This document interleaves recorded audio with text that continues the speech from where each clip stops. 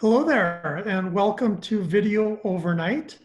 You are here in the residential life session. Hopefully that is the right place. That's the place you intended to be. We're going to hang out for a little while as people get loaded into the room. Just a reminder, and I'll mention this a few more times as we go along, but you can see the Q&A button down at the bottom of the screen. Please feel free to get your questions loaded in, and then they'll be pushed forward to us as we get going. We have a pretty good group showing up already. Oh my goodness, it's booming. But we're going to wait a few more minutes to make sure everybody who wants to be in is in. So we are spread around the greater Parkland, Tacoma area, coming to you live from multiple locations. And I'll just throw the question out to my fellow panelists. What are you missing the most about not being able to do this together, not being on campus together? I'll Somebody. start. For me, I'm a huge extrovert, and so that social interaction, like face to face with people, I'm desperately missing that. It's like, through a computer screen is a little bit different. So can't wait till we get through this and see my friends and hang out a little bit. Yeah, I'm feeling same way, Hezzy. Definitely missing that connection, face-to-face interactions. It's fun to like go on video and I'm on my computer sometimes, but having it be the norm is a real struggle sometimes. And I'm missing that camaraderie with the staff on campus. Yeah, I would echo what Hezi and Jason have said. I'm really missing being on campus right now, both for the people and also because our campus is gorgeous in the spring. It's a beautiful day out right now, and I know all the flowers are blossoming and the trees are blossoming. But one of the side benefits of being on video like this is we get to a glimpse into our colleagues' houses and homes and some of the private lives, and it's been building relationships in kind of a new and fun, different way. For example, Tom, I see you got some great artwork there in the background. I'm liking what I'm seeing on the walls. Thank you. Assume you're referring to this over here. Mm-hmm. That's actually a great PLU story. That is a kudu, a mask, a ceramic mask of a kudu, formerly on display in the lobby in Karen Hilly Phillips, where senior art students are often asked to display their art. So my spouse and I were there for a dance ensemble one night. She saw it up on the wall and fell in love with it and was just fascinated by it. I knew a little secret that she didn't know. The artist happened to be a student worker in the campus life office. Cool. So I was able to talk with Sarah, and we cut a little deal. I was able to help a struggling artist and end up with a fantastic gift at the same time. Sarah was had such a high level of ownership as well. She didn't just sell it, she came and installed it because it had to be installed just the right way. And it's obviously occupying a place of pride for some time now. That's awesome.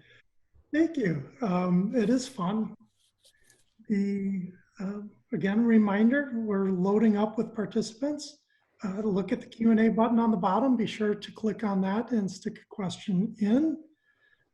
I'm going to go ahead and start us off with a little more formal introductions. And I'll go and then I'll hand it off to Jess. My name is Tom Hilsbeck. I am Associate Vice President for Campus Life at PLU. That's a mouthful that doesn't exactly tell you what I do, but I get to work very closely with our student engagement staff and our campus safety staff, in addition to residential life. I started at PLU a long time ago, just focused in residential life. And it's been a long time with a lot of great opportunities that has brought me here today. Jess? Hi, everyone. My name is Jess Takla. I'm the Assistant Dean for Campus Life, Co-Curricular Learning, and Assessment. So just like Tom, I get to work with residential life and with student engagement. And the beauty of that is that we really get to blend the co-curricular things that you'll experience when you get to campus. And co-curricular is the things that complement your classwork, so complementary to the curricular. And we do our best to extend your learning and enjoyment and thriving on campus outside the classroom and bridge it with your in-classroom experiences. So I'm excited today to get to talk to you about our residence halls and our learning communities and all that living on campus has to offer. And I'll pass it off to Jason. Yeah. Hi, I'm Jason Nieves Herrera. I'm the Assistant Director for Residential Operations. So all things housing process, housing applications, questions about roommate placements or your placement or learning community questions or any kind of questions you may have is basically me. It's the minute you submit an application, I will be the one person looking at the application and submitting it and assigning it. So yeah, all things housing process, which is a fun time right now. I will pass it off to Hezi. Hey, I'm Hezi. I will be a senior next year, Kines major. I've been an RA for PLU for 2 years. I'm currently involved in like programs such as NRHH, and I'm also in student technician for IT. So I just love to be involved around campus in the community, which is great. So. Wonderful. Well, we're going to start off today with just some really brief remarks because we know that there are some frequently asked questions out there that giving you a little bit of an introduction might help to answer, but we know that you're here to get your questions answered. So after about 10 minutes or so, we're going to transition over to your Q&A, and our admission colleagues are going to help bring your questions to our attention. So to start off, why should you live on campus? Living on campus is a one-of-a-time experience, a once in a lifetime experience for a lot of people. How exciting and rare is it in your life to get to live with hundreds of peers who are all engaged in a really similar activity with similar shared goals of achieving their undergraduate degree? It's a really fun and vibrant way to, again, experience your college time and to make lifelong friendships and to really, again, extend that learning inside and outside of the classroom with a lot of practical application of what you'll be learning. So all around, it really helps create a fun experience, a memorable experience, and as well as supporting your academics. So students who live on campus are 40% more likely to graduate. They have higher GPAs compared to those who commute. And again, it's because you can just roll out of your room and encounter a resource or someone to help you navigate PLU. That said, Residential Life partners with the Diversity Center to support all of our commuting students as well, because we're equally invested in supporting residents and commuters. So there will be support for you if you're a commuting student as well. But if you can live on campus, that's the best way to do PLU.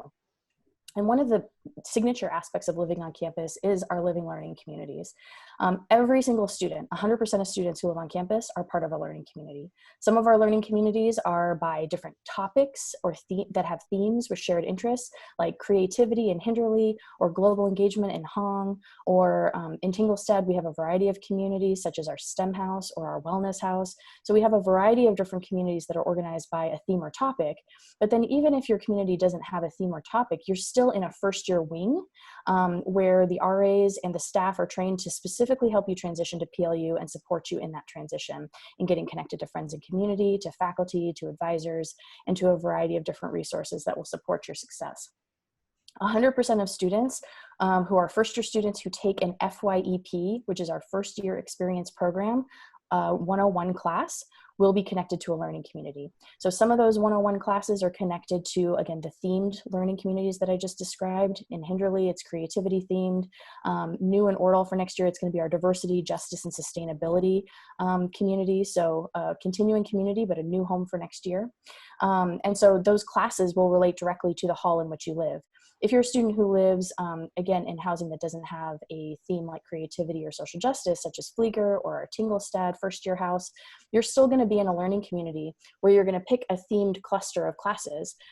So the classes will be together with a theme that unites them so that there's co-curricular programming that you can engage with outside of class. And it's going to start with your LUT group. So everybody who comes in for new student orientation is going to be assigned to a LUT group based on that FYEP 101 class, and it will relate to both where you live and your time inside of class. And if you're a commuting student, you're part of learning communities as well. So our commuting students and our residential students 100% will be in a learning community for the upcoming year, which is really exciting and a great best practice in higher education.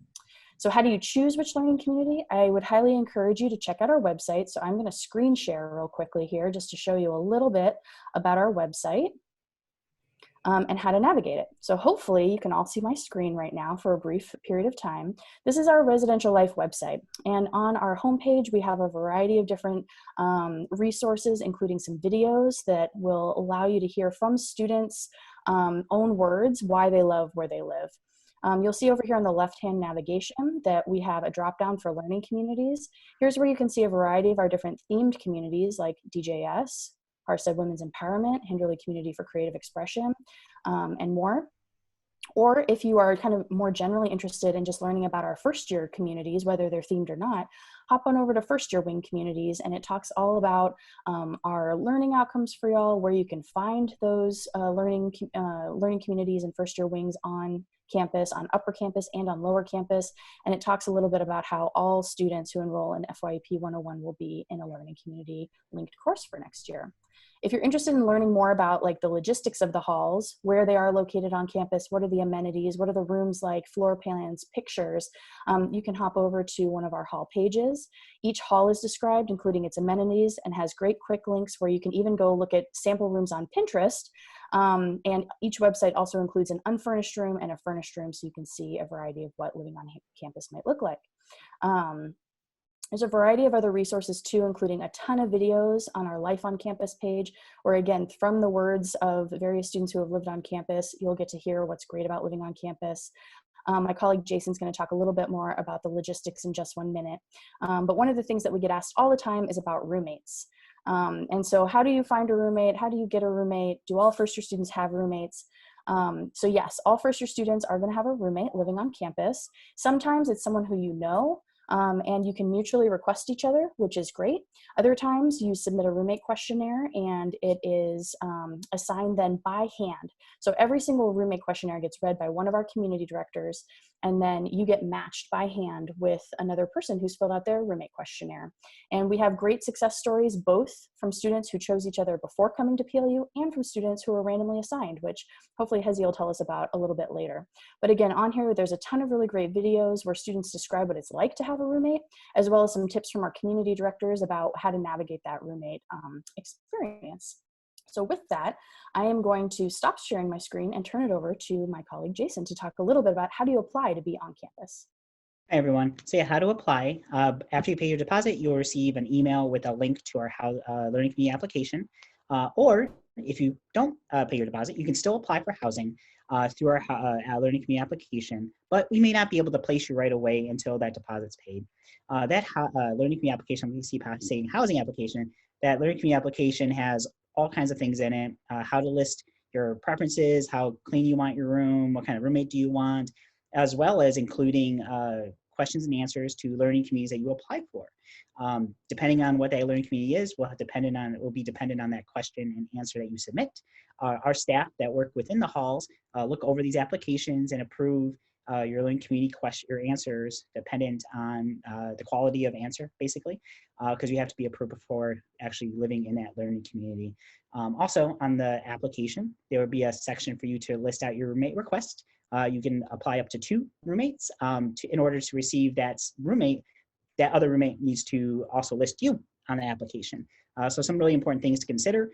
Also knowing it takes like 20 to 40 minutes to complete the application. So take some time, don't just skim over it. It's really important for us to have. The timeline of our housing process is once you submit an application, last year we had the ability to work within a week to assign halls to students. This year is a little different, as you all may know, so we're a little delayed. I'm delayed in this. So April 20th is our pushback date. Any current application that we currently have, I will process that and email out students' hall assignments and learning community assignments. After that, end of July, we will meet as a staff and come together to do that roommate matching process that Jess had mentioned before. So you will all receive an email at the end of July saying, hey, this is your lovely roommate, connect, emails will be attached. If you know this person already, then it's just kind of this notification for you. We do have a residency requirement to live on campus. It is either if you're living at home, you have a spouse or child. If you're living at home, it has to be within 25 miles and you have to complete a COLA form, which can be found online.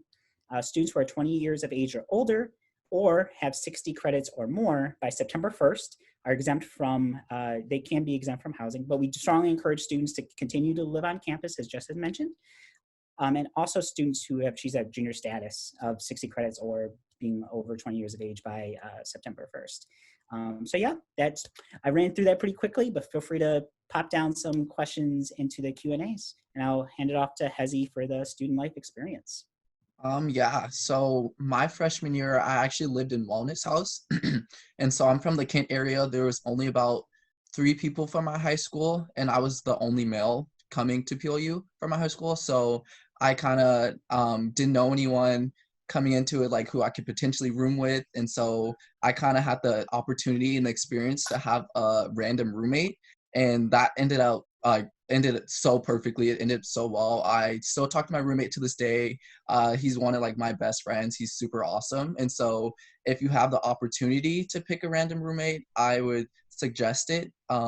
If you know someone, that's great also, but it's kind of an opportunity that you might not have later on in life. And so trying to experience it now will be great. I guess moving forward, talking about FYEP classes, I lived in the wellness wing once again. And so we had linked FYEP courses. And so the people that lived in my wing also had the same classes as me. And that proved to be super beneficial, as if you had questions, you didn't necessarily have to email the teacher. You could go to one of your classmates like that lived next door or like down the hall. And so it built this community where you all had the same classes, same struggles if you're going through them, same benefits, same wins. And so it just really brought the community together, which is awesome. I guess moving forward, what I really love about being a student here, and I guess overall PLU student, is that I have like the opportunity to be a part of multiple, multiple events, multiple programs around campus. Like I said, I'm like an RA, I'm a student athlete. I work for IT, and I'm involved in a lot of clubs around campus. And so having the opportunity to like see what you like and not necessarily just be stuck to one thing, because I know in a lot of other schools you're limited to either being a D or an athlete, whether it's like a D1 school, you're specifically only an athlete, or you can only be an RA. And so I kind of like the multiple development along multiple lines and getting that experience like throughout. So yeah, definitely great. Fantastic. We're going to transition to some questions. So as Tom said in the beginning, definitely use your Q&A button down below to send us your questions, and Admission will be pushing them through to us. Our first question is, what kinds of events happen in learning communities? And we have all kinds. So right from the beginning of the year, we're connecting with the Common Reading Program, which you'll hear about through admission as you start to come through new student registration. So we partner with the Common Reading Program for a variety of programs. Each learning community has their own signature program. So Hinderley Community for Creative Expression does an ongoing open mic night, which is really great. Hong has coffee chats in the language of the different wings that Hong has, and also for IHON students. It's a variety of different things because the RAs are really responsive to what is going on in the world, and also what residents are really interested in. So if a whole bunch of residents on a wing are interested in a particular activity, the RA will help to cater it. But we also have traditions that happen every year, such as the STEM House does an egg drop competition every year, just to name a few. With that, Hezi, what have been some of your favorite learning community programs? Because you've actually gotten to live in a bunch of different learning communities so far. Yeah, specifically I like the egg drop also. I live pretty close to STEM. For T-Stat specifically, that's where I lived. We had the carnival, which is our signature traditional event, which is amazing. A great way to meet new people.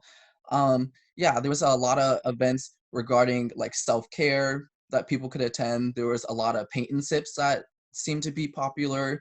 There were a lot of game nights. There were kind of things regarding wellness specifically for myself. And so, yeah, there was a lot of opportunities for students in that way. And with those linked courses, a lot of times the faculty members who teach those courses actually come in for office hours or for movie nights or for a variety of different programs. So you get that informal time to interact with faculty outside the classroom as well, which is another benefit of our learning communities and those linked courses. But before we get to learning communities and linked courses, you might be thinking to yourself, what do I even just bring with me when I come to school? So I might kick that question over to Hezi. Hezi, what are your recommendations of things that students should think about bringing when they move on campus? I like to think of it as like a very long summer camp. So basically, like, what are you gonna bring to summer camp? But then just bring like a little bit extra. So you have to have like your essentials, like toiletries, stuff to do your laundry, your bedding, all important. And then you want to think about if you want to bring like decorations to make your room creative and make it your own. You make your personal space. You want to think about like schooling. So like if you need paper, pencils, binder, a laptop if needed, and then like necessary electronics if you want a TV or things like that. So some things to consider when planning. So. Yeah, absolutely.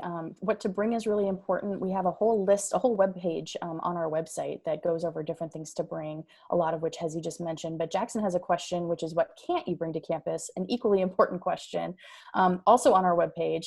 But things that essentially would constitute like a fire risk, for example, like halogen bulbs or lamps, hot plates, skillets, toaster ovens, air conditioners, extension cords, candles, those types of things you can't bring to campus just because a bunch of folks living in close proximity. We want to keep it healthy and safe, and we provide a lot of those basic resources for y'all.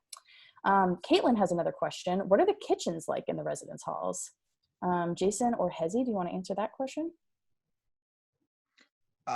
Personally, the kitchens are not too bad.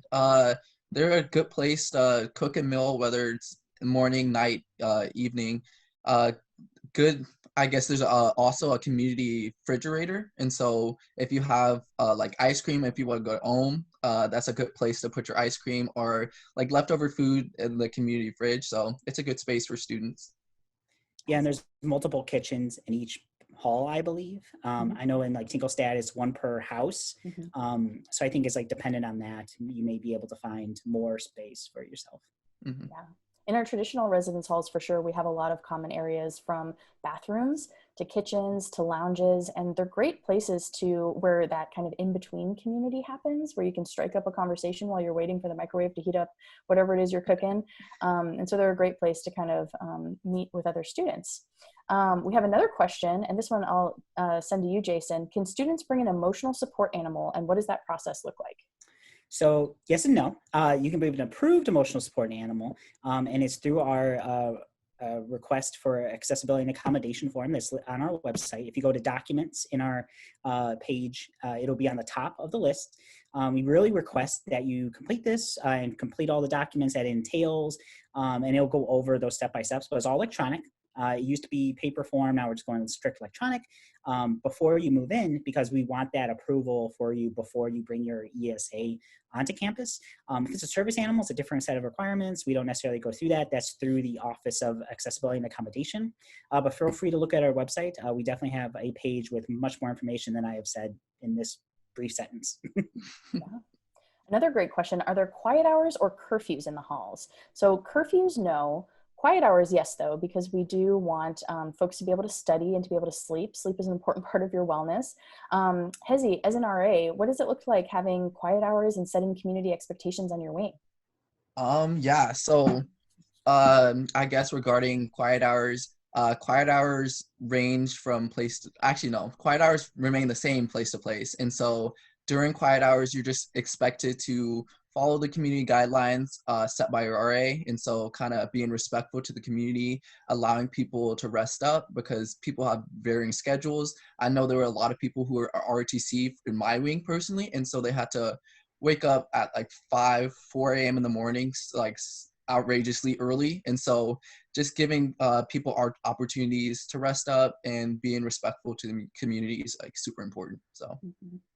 Yeah, and RAs do a really great job of just kind of setting the tone for a community.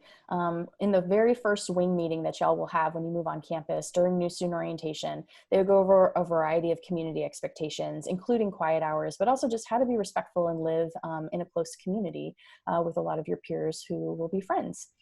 A question from Ainsley, what does being an RA entail?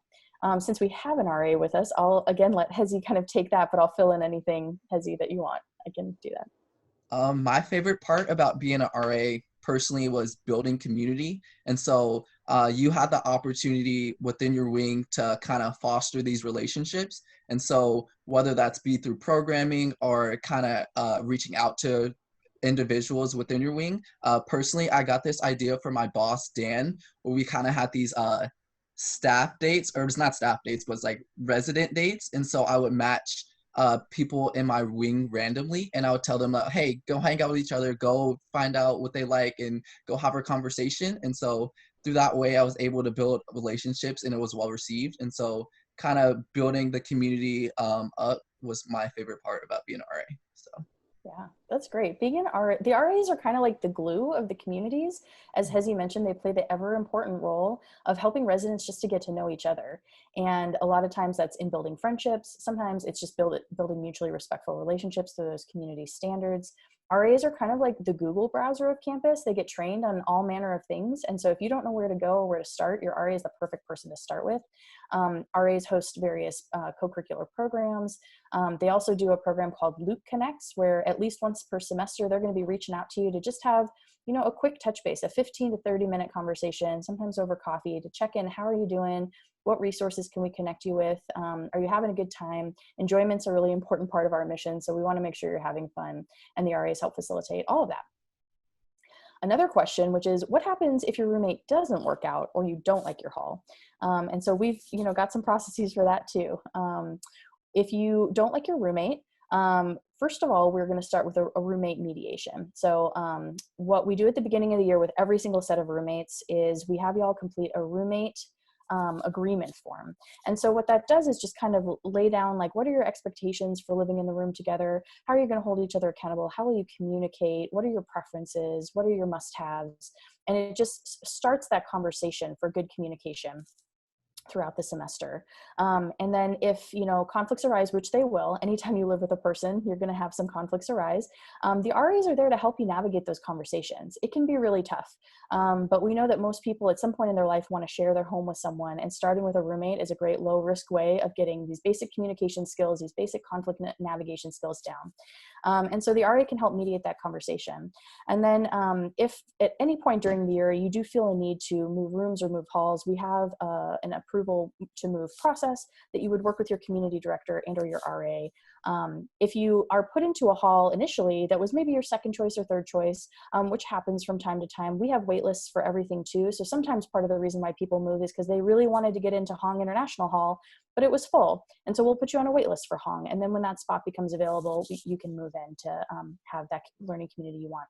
Sometimes though, the folks find that they fall in love with the learning community that they're in, whether it was their first choice or not, and decide they want to stay. So that's fine too. Hezi or Jason or Tom, would any of you add anything about moving and roommates and navigating that whole process? No, we're really here to support you and your request and your success in living. You know, we try to like build these connections, build these relationships, and living with someone you don't know is that, right? Is that uneasiness and uncertainty, but that's the excitement, and that's kind of that building of, okay, this is someone new, but we're here to support your success. If it doesn't work out, I think like through the mediation, through our own processes, we will look to support you. Yeah, bouncing off that also is kind of a great opportunity to have like an open mind. And so there's going to be people in the world that don't necessarily have the same views as you. And so if you can try and build like an understanding of kind of the way they view life or their perspective is super important, and that could be useful throughout all of life. And so that's something to note. Yeah, that's a really great point, Hezi. Speaking of things that are unpredictable and sometimes we don't have control over, we are in a weird time right now with social distancing and physical distancing that has caused us to change a lot of our policies and practices, such as this video overnight that normally we would be doing in person. So a question that's just come through is, if we're still in physical distancing come fall, what is that going to look like for the res halls? And I'm going to pass that one over to Tom. All right, that is a fantastic question. And it goes along with a whole bunch of other questions. Obviously, right now, there is just a lot that we don't know. We're doing our best to manage through what we do know. You know, we have to continue. Jason is working hard on getting our continuing students matched up in housing assignments for next year. At the same time, he's working on all of you coming in. We can't slow down. We have to keep doing that good work. At the same time, we're also starting to plan for the what ifs.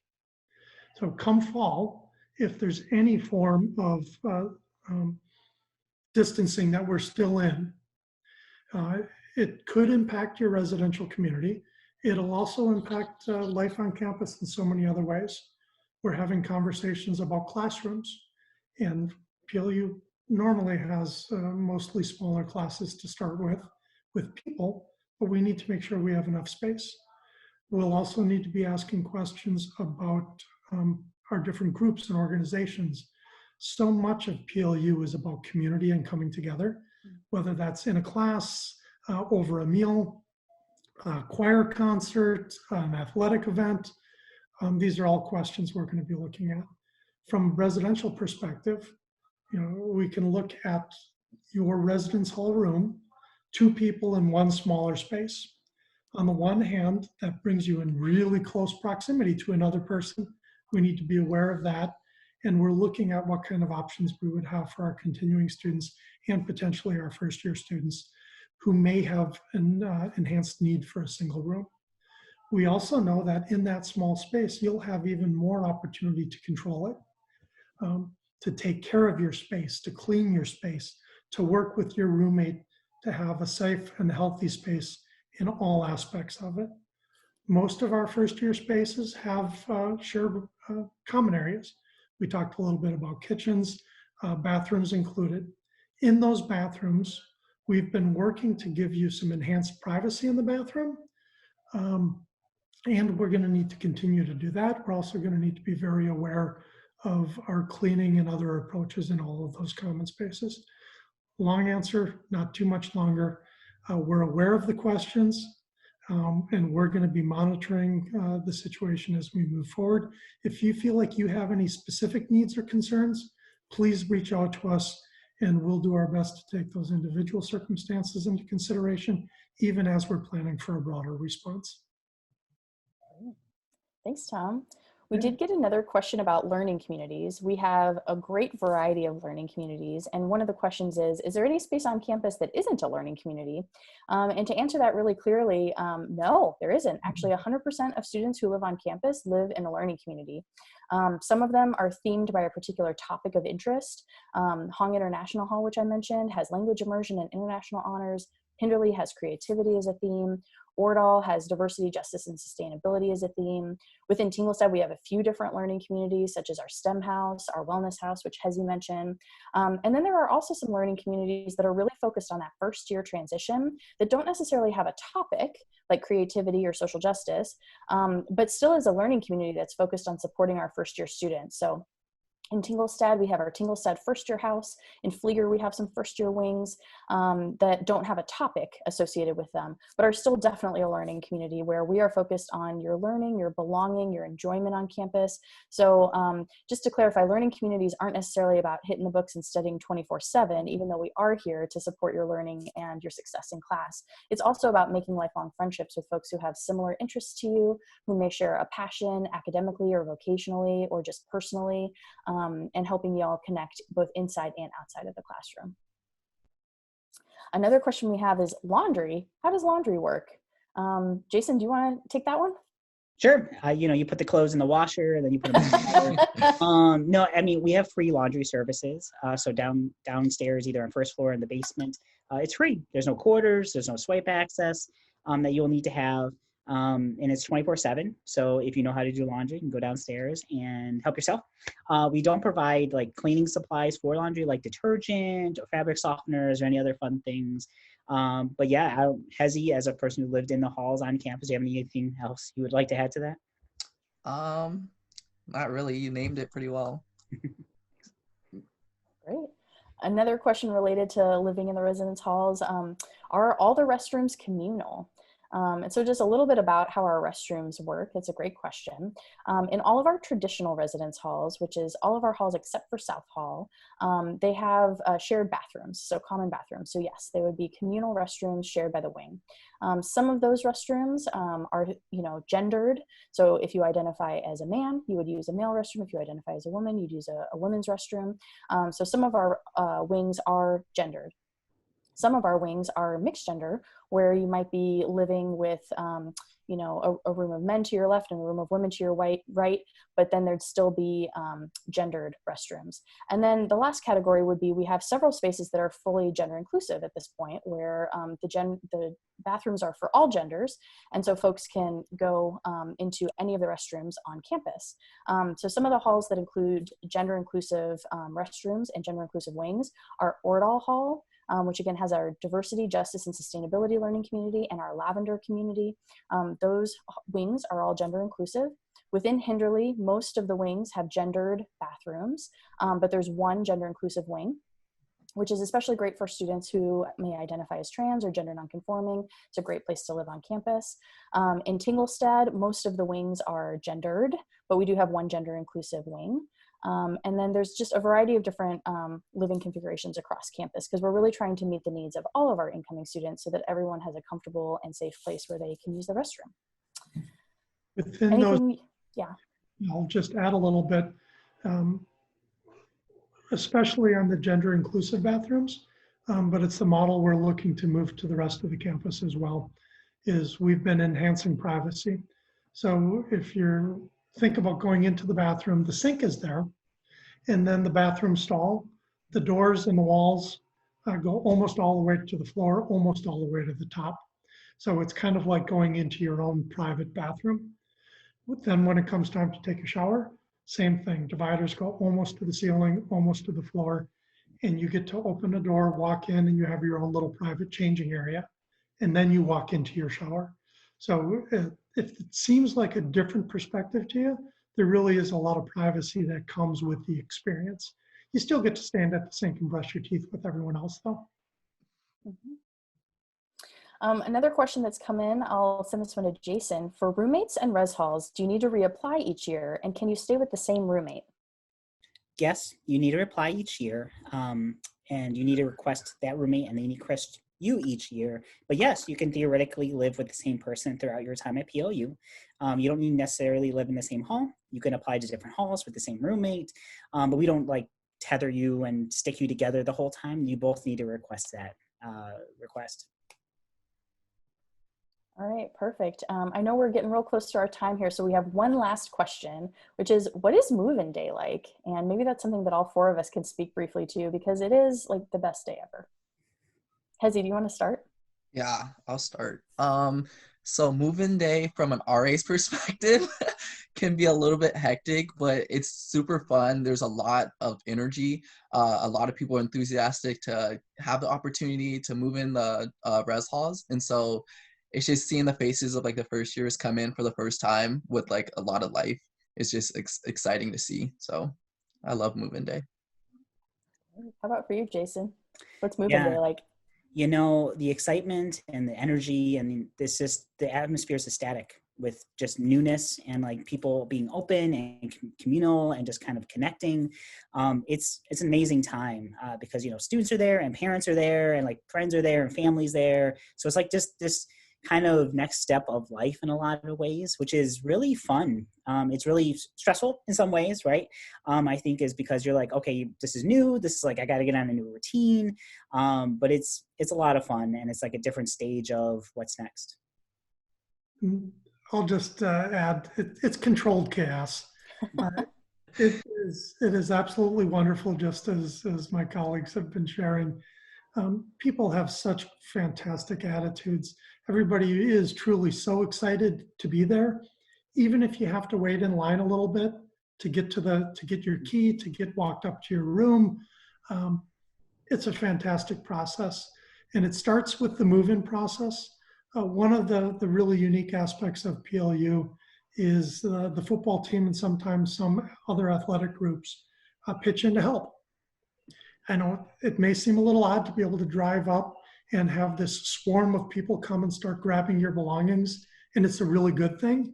They're helping you carry your stuff in for you. You still have to unpack, you still have to get things set up, but it's all part of the joyous opportunity. Yeah. So as my colleagues have said, you know, it is a busy day. We're moving in upwards of 1,300 folks into 8 residence halls.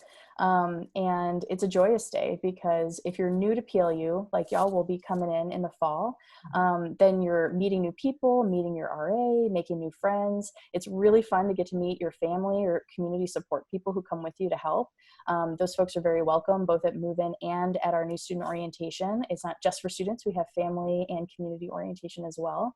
And so for new students, Move-In really like seamlessly kind of, you come in, you're, as Tom said, folks are gonna come roll up to your car with you, help you move your items into your room.